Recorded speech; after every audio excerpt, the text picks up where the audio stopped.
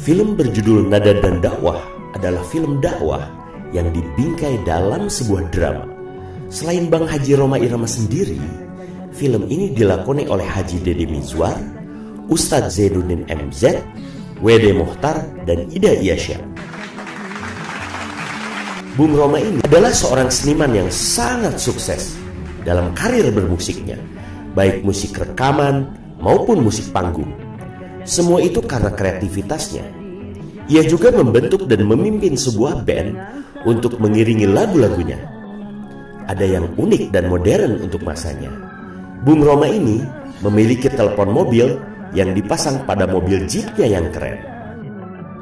Selain aktif bermusik, Bung Rhoma juga seorang yang aktif di bidang dakwah dan kegiatan sosial kemasyarakatan.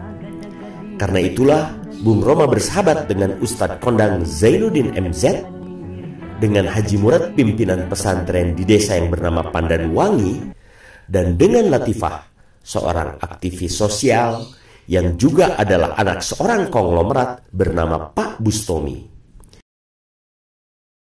Hal seperti itu memang terjadi di mana-mana, Haji Murad. Seolah-olah memang disengaja agar rakyat ini jadi bejat moralnya. Mereka digoda dengan berbagai macam kesenangan duniawi, yang untuk itu mereka rela mengorbankan apa saja yang bisa mereka jadikan sandaran hidup. Dikisahkan bahwa Pandanwangi adalah sebuah desa subur yang damai dan tentram. Apalagi di desa tersebut terdapat sebuah pesantren pimpinan Haji Murad. Selain sebagai pimpinan pesantren, Haji Murad adalah orang yang dijadikan penasehat oleh masyarakat Pandanwangi. Dalam setiap permasalahan, Haji Murad selalu dimintakan pendapatnya.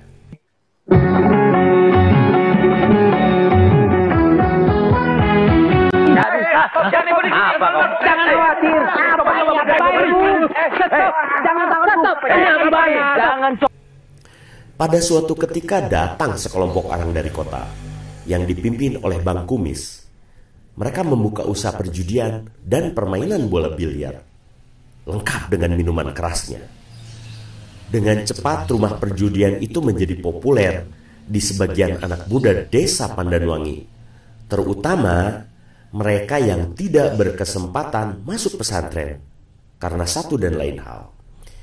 Ya, biasalah guys, sesuatu yang datang dari kota selalu dianggap modern, keren, dan kekinian oleh anak muda. Bahkan karena hasil rumah judi yang lumayan, para pemiliknya bermaksud untuk membuka diskotik. Nauzubillah. Berlainan dengan para anak muda, para orang tua merasa terganggu oleh kehadiran rumah hiburan tersebut.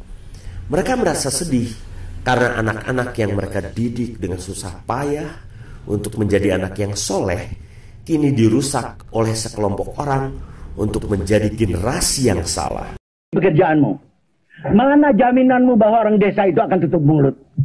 Aku sudah bilang jangan main-main sama tanah wakaf, itu sangat sensitif. Coba sampai kalau wartawan tahu, mampus kita. Tak hanya sampai di situ cobaan bagi masyarakat Pandanwangi.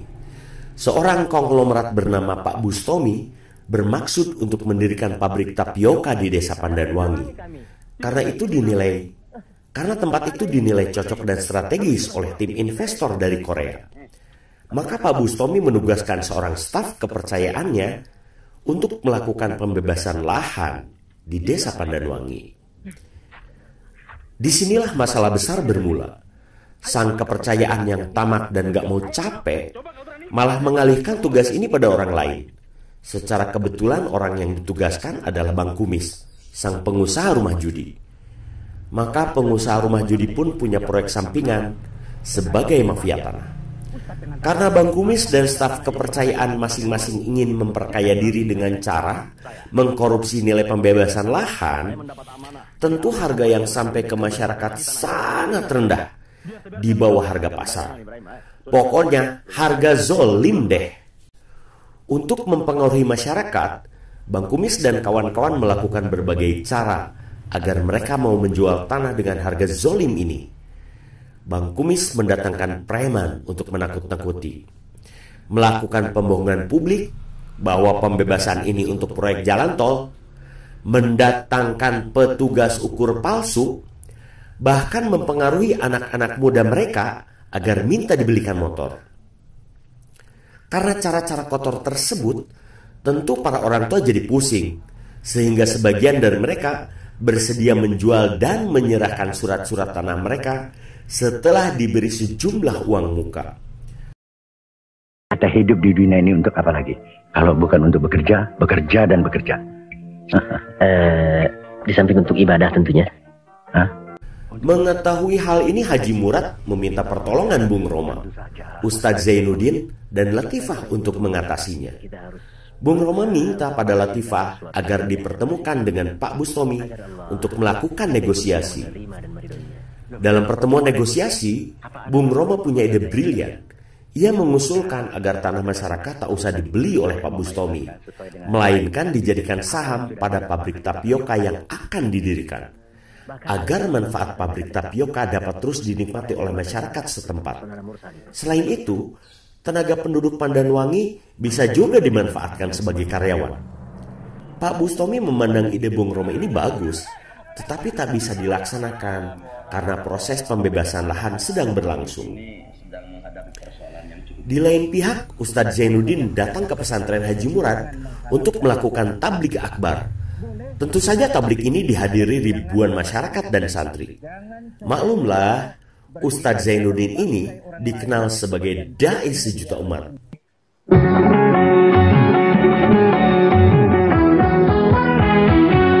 Pada kesempatan itu, Ustadz Zainuddin memaparkan pentingnya umat Islam menjadi umat bukan umat konsumtif. Rakyat Pandanwangi dianjurkan untuk terus menggarap lahan daripada menjualnya. Para mafia tanah yang tak sengaja mendengar ceramah Ustadz Zainuddin ini dari sebuah warung kopi berkomentar negatif. Mereka nggak mau dong usaha mereka untuk memperkaya diri dan kelompoknya dihalangi begitu saja. Bahkan mereka berani membalikan ceramah. Sementara itu, Latifah mendapat tugas untuk membentuk dan memimpin tim-tim kecil relawan. Para relawan ini ditugaskan untuk mengadvokasi masyarakat agar tidak menjual lahan mereka kepada mafia tanah.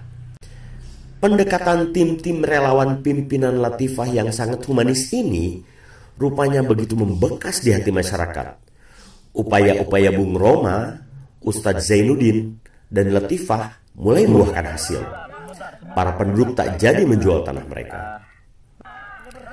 Pada suatu pertemuan yang dipimpin oleh Haji Murad, para penduduk berhasil membuat seorang anak buah Bang Kumis mati kutu.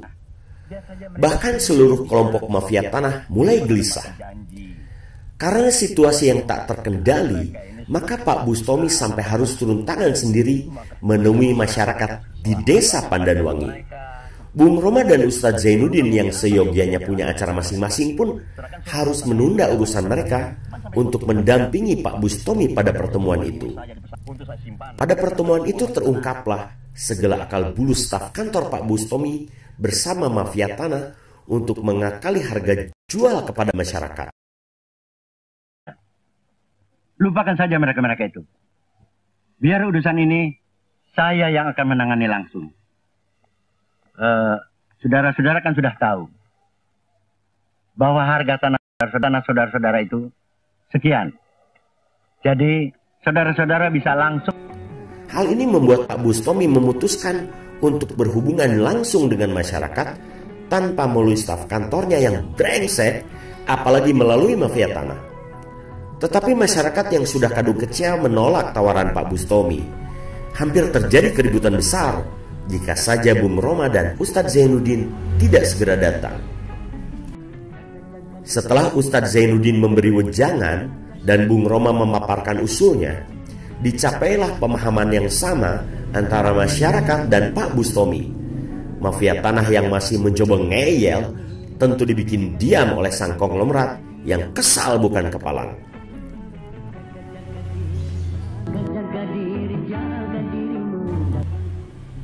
Ketika akan kembali ke kota, Pak Bustomi masih dibuat heran karena kedatangan Latifah putrinya. Ia menyangka Latifah menyusulnya, padahal Latifah memang ada urusan dengan pesantren Haji Murad. Pak Bustomi rupanya diberi hidayah untuk berubah ke arah yang baik. Istilah anak sekarang mah hijrah katanya. Pak Bustomi rajin mendengarkan ceramah. Bahkan ia pun kini mulai kembali menunaikan ibadah sholat sebagai tiang agama, sesuatu yang lama ia tinggalkan. Sepertinya permasalahan di Pandanwangi telah teratasi. Tapi mana ada setan yang mudah menyerah. Tergoda oleh bisikan setan pada dada, para mafia tanah kembali mencoba berbuat ulah. Mereka meneror penduduk dengan lemparan batu, menghadang dan mengeroyok seorang ustadz pengajar pesantren. Untungnya ustadz tersebut pandai bela diri. Orang tua jahat. Kamu yang sudah gila. Kamu mempermalukan saya. Di mana surat tanah itu? Aku sudah bosan hidup melarat terus. Suatu malam, terjadi malapetaka besar di desa Pandanwangi. Seorang pemuda yang telah terpengaruh hasutan para mafia tanah membunuh ayah kandungnya sendiri akibat berebut surat tanah yang akan dijualnya. Uangnya untuk berjudi dan main biliar. Sungguh terlalu. Ajaran hedonisme dari mafia tanah telah membutakan mata hatinya. Para penduduk dibuat heboh dengan kejadian ini. Polisi pun datang untuk menyelidiki sembari meminta keterangan dari berbagai pihak. Salah satu yang dimintai keterangan adalah Bang Kumis. Dalam keterangannya, Bang Kumis menyalahkan Latifah dan timnya yang katanya memecah belah masyarakat. Oh, apakah ini fitnah Dajjal, pemirsa? Saudara tahu dari mana bapaknya sering marah-marah? Anak-anak dan... Pada suatu kesempatan, Bung Roma yang sedang berkendara bersama Latifah mendapat info dari seorang rekan bahwa sang pembunuh bersembunyi di suatu tempat yang bernama Marabunta. Latifah mengenali bahwa tempat itu adalah perusahaan rekanan sang ayah. Ia segera memandu Bung Roma menuju ke sana. Bung Roma menelpon rekan bandnya untuk segera menyusul. Sesampainya di Marabunta, Bung Roma disambut oleh anak buah mafia tanah yang rese abis.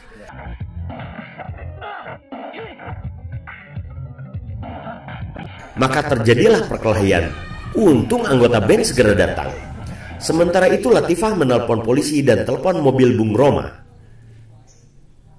Polisi pun datang dan berhasil membekuk seluruh anggota komplotan mafia tanah. Film pun berakhir dengan adegan Bung Roma bernyanyi pada sebuah konser. Sebagai manusia yang punya pemikiran, kalau tak kenal Tuhan, maka seperti hewan.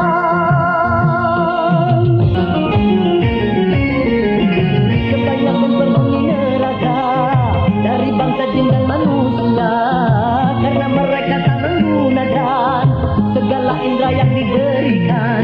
Kebanyakan penghuni neraka dari bangsa jin dan manusia, karena mereka tak menggunakan segala indera yang diberikan. Punya akal tapi tak berpikir, punya hati tapi tak